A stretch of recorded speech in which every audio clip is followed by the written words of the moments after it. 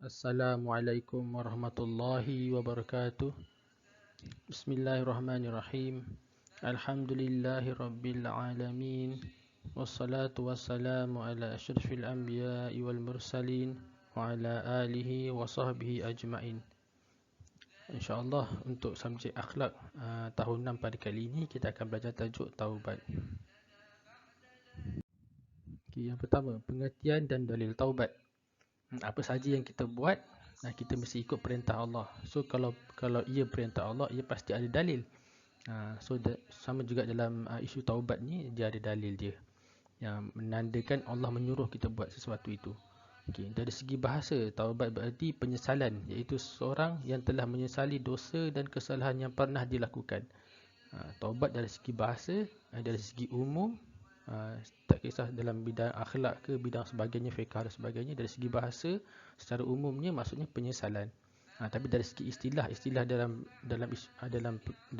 subjek ataupun dalam perkara akhlak ni ataupun tasawuf, dia berarti menyesali perbuatan dosa yang telah dilakukan dan kembali semula ke jalan yang benar. Dia mesti menyesal dosa itu dan dia mesti kembali semula ke jalan yang benar. Kalau dia hanya menyesal je, dia tidak kembali semula ke jalan yang benar, itu bukan taubat. Dalil naqli dia, dalil daripada Al-Quran. Ya ayyuhallazina amanu tubu ilallahi taubatan nasuha. Hai orang-orang yang beriman, bertaubatlah kepada Allah dengan taubatan nasuha. Apa dia taubat nasuha ni? Taubat yang semurni-murninya. Maksudnya taubat yang sungguh-sungguh. Taubat yang sungguh-sungguh, yang benar-benar. Yang benar-benar menyesal dan benar-benar tak nak ulang balik. Dan benar-benar nak kembali ke jalan yang benar. Itu dia taubat macam tu, taubat nasuha. Seruan taubat. Ini daripada hadis. Wahai anak Adam, sepanjang engkau memohon kepadaku dan berharap kepadaku, akan aku ampunkan apa yang kamu lakukan. Aku tidak peduli, wahai anak Adam, jika dosa-dosamu setinggi awan di langit, kemudian engkau meminta ampun kepadaku, akan aku ampuni. Wahai anak Adam, sesungguhnya jika engkau datang membawa kesalahan sebesar dunia, kemudian engkau datang kepadaku tanpa menyekutukan aku dengan sesuatu apapun, pasti aku akan datang kepadamu dengan ampunan sebesar itu pula. Ini janji Allah. Kalau ni hadis ni, maksudnya ni hadis kursi lah, sebab ni kata-kata daripada Allah kan. So Allah janji kepada kita ni semua ni anak Adam, buatlah dosa macam mana pun, jangan putus harapan daripada diterima taubat oleh Allah. Jangan putus asa daripada rahmat Allah. Jangan ingat Allah, kita ni dah tak ada harapan dah nak masuk syurga. So teruskan je lah dengan apa yang kita dah buat. Yang salah tu biarkan je salah.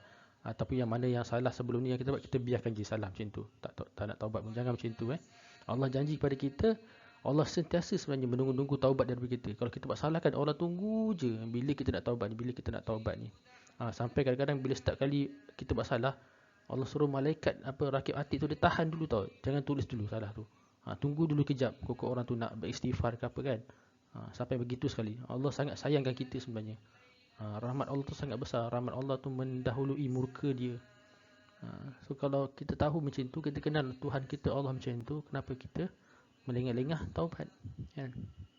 Seterusnya, setiap anak Adam pasti sering melakukan dosa dan kesalahan, dan sebaik-baik orang yang berdosa adalah orang yang rajin bertaubat. Tak ada orang yang tak buat dosa, tak ada orang yang tak buat salah. Semua orang pasti ada buat salah. Tapi sebaik-baik orang yang buat salah ialah dia rajin bertaubat. Apa maksud rajin? Maksudnya kita kan mungkin buat salah berkali-kali kan. So jangan putus asa daripada bertaubat. Kena sentiasa bertaubat. Sentiasa bertaubat, jangan putus asa. Buat salah banyak mana pun, taubat je lah terus. Syarat taubat yang pertama, berhenti melakukan maksiat. Syarat taubat mesti berhenti melakukan maksiat. Contohlah kamu sakit kan, kamu minta ubat kat doktor, pergi jumpa doktor bagi kamu ubat. Doktor suruh pantang, jangan makan ni dan sekian ni, tapi kamu masih tidak ikut pantang tu. Kamu tak berpantang diri kamu. Sebab alasan kamu ada ubat kan. Tak boleh macam tu. Bila nak sihat betul-betul kan, dia takkan sihat dengan betul-betul, dengan sempurna. Sama juga taubat. Kalau nak taubat, mesti berhenti daripada melakukan benda salah tu, maksiat tu. Yang kedua, menyesal di atas dosa yang dilakukan. Ini dari segi bahasa tadi kan, taubat tu maksudnya menyesal. Mesti menyesal. Nak menyesal macam mana? Kena ada ilmu.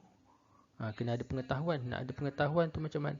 Nak ada pengetahuan tu tidak boleh tolak. Kena belajarlah. Kita kena kenal mana yang boleh buat, mana yang tak boleh. Mana yang dapat pahala, mana yang dapat dosa kan. Mesti kita kenal pasti apa yang kita tahu, apa yang kita buat tu boleh ataupun tidak, berdosa ataupun berpahala. Yang ketiga, berazam tidak mengulangi semula. Orang yang dah bertaubat, kalau dia tidak berazam nak ulang semula, itu taubat dia sia-sia, bukan taubat nasuha tu, bukan taubat sungguh-sungguh. Dia menyesal dan beristighfar, tapi masih ada lagi keinginan nak ulang apa yang dia pernah buat, benda salah yang dia pernah buat tu. Itu bukan taubat nasuha. Yang keempat, memperbanyakkan amal soleh. Kalau sebelum ni kita dah buat salah, walaupun kita dah bertaubat, walaupun kita dah minta ampun kepada Allah ataupun minta maaf daripada manusia yang berkaitan dengan kesalahan tu, walaupun dah minta ampun, kita jangan kira dah settle lah, tak ada. Kena tambah pula, kena gantikan dengan amal soleh. Kadang-kadang orang yang buat amal soleh banyak tu, dia kadang-kadang secara tidak langsung amal soleh yang banyak tu kadang-kadang dia boleh padamkan dosa kecil-kecil yang kita pernah buat. Walaupun kita tidak beristighfar kan. Tapi kadang-kadang sebabkan amal soleh kita buat tu banyak, kadang-kadang dia boleh memadam dosa-dosa kecil yang kita pernah buat. Itu semua, itu hak Allah lah nak ampunkan ataupun tidak. Kemudian hikmah bertaubat. Yang pertama, mendekatkan diri dan keimanan kepada Allah. Orang yang bertaubat ni, dia semakin hampir, lama-lama dia semakin hampir kepada Allah. Allah cukup cinta, Allah cukup sayang orang yang bertaubat. Allah tahu manusia ni tak pernah terlepas daripada buat silap. Tu Allah kenal manusia ni macam mana, sebab dia cipta kita kan. Tapi Allah sangat suka kalau orang tu dia buat salah, dia sedar, dia mengaku dan dia kembali kepada Allah. Allah sangat suka. Yang kedua, hikmah bertaubat. Taubat ni, orang yang bertaubat dia akan menenangkan jiwa dia. Sebab dosa tu dah hilang daripada dia kan, Allah dah hapuskan. Selagi mana dosa tu ada dalam hati kita, kita akan rasa tak senang. Kita akan rasa tenteram jiwa kita. Yang ketiga, menghalang tipu daya syaitan. Orang yang bertaubat ni, bila dah bersih diri dia, dia dapat menghalang diri dia daripada gangguan syaitan. Syaitan nak ganggu dia pun dah susah. Itu orang yang taubat betul-betul tu, orang yang taubat nasuha. Syaitan dah semakin suka nak ganggu dia, sebab hati dia dah bersih, Allah dah pelihara dia dah, Allah dah jaga dia. Yang keempat, jalan penyelesaian segala masalah. Hikmah bertaubat ni, orang yang sentiasa beristighfar, orang yang suka minta ampun kepada Allah, walaupun dalam keadaan tak buat salah pun, dia rasa macam tak buat salah, hari ni tak ada buat salah ke, tapi tetap dia beristighfar. Macam Rasulullah kan, Rasulullah beristighfar setiap hari tau. Dia mewajibkan diri dia beristighfar setiap hari. Ada yang riwayat kata 70 kali, ada yang riwayat kata setiap hari 100 kali, walaupun tak buat salah. Rasulullah tu maksum kan. So orang yang sentiasa bertaubat, Allah akan bantu dia menyelesaikan semua masalah yang ada dalam kehidupan dia. Masalah apa-apa pun. Masalah dia dengan kawan ke, masalah dia dengan duit berhutang ke apa ke. InsyaAllah Allah akan bagi dia jalan keluar. Yang kelima, orang yang bertaubat ni, hikmah dia membuka pintu rezeki. Rezeki semakin murah. Rezeki ni bukannya duit, bukannya harta, bukannya mesti dia akan jadi kaya. Orang bertaubatnya jadi kaya. Tak semesti macam tu. Maksudnya rezeki ni, apa yang ada pada dia tu berkat. Bila apa yang ada pada dia walaupun sikit berkat, dia rasa cukup. Itu maksudnya Allah buka pintu rezeki dia. Yang keenam, meraih kekuatan jiwa. Orang yang dah bertaubat, dah bersih ni, di jiwa dia akan jadi semakin kuat. Kalau orang yang tak bertaubat, dia sebenarnya sentiasa dibayangi rasa bersalah. Dia sentiasa rasa bersalah je. Cuma disebabkan ada ego, ada sombong dalam diri dia, dia tak nak bertaubat. Tapi orang yang bertaubat ni, hikmah dia akan mendapat kekuatan jiwa. Yang terakhir, keburukan tidak bertaubat. Yang pertama, merosakkan iman dan akhlak seseorang. Orang yang tak suka bertaubat ni, orang yang tak mahu bertaubat ni, iman dia akan semakin merosot, semakin sikit, dan akhlak dia pun makin lama makin tak cantik. Akhlak dia pun makin lama makin rosak. Orang tengok pun tak suka, sakit mata orang tengok. Nak kawan dengan dia pun tak sedap kan. Yang kedua, mendapat siksaan yang pedih di akhirat. Ini pasti. Orang yang tak mau bertaubat kat dunia ni, Allah dah bagi peluang dah. Hidup bersekian lama kat dunia ni, tapi tak nak bertaubat juga. Kat akhirat nanti memang dia akan dapat lah. Dia ingat kat dunia dia lepas kan.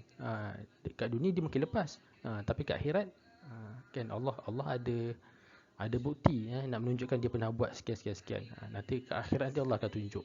Tak boleh nak lari dah. Yang ketiga, dipandang hina oleh masyarakat. Masyarakat akan pandang hina kat dia. Orang boleh rasa tahu dia ni orang yang jenis banyak buat salah, sebab nampak dia punya, daripada air muka dia nampak, daripada akhlak dia boleh nampak.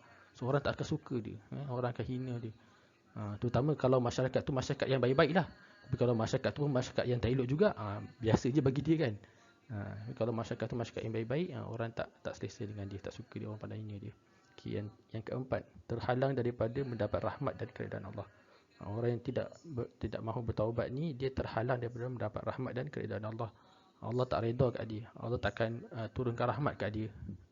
Sebab dia sendiri yang tak sayang diri dia kan. Dia sendiri yang tak sayang diri dia. Dan dia sendiri tak nak menundukkan diri dia. Tunduk kepada Allah, minta ampun kepada Allah. Dia sendiri tak mau. Macam mana Allah nak bagi dia rahmat kan? Macam mana Allah nak redha dia? Silap-silap yang paling kita tak mahu ialah Allah tinggalkan dia. Lantak kau lah. Allah biarkan. So dosa nanti makin bertumpuk, makin bertingkat. Orang yang macam tu nanti ke akhirat nanti Allah akan seksa dia dengan seksaan yang seberat-beratnya. Okey, sekian saja untuk tajuk taubat ini. Wallahu a'lam bissawab. Assalamualaikum warahmatullahi wabarakatuh.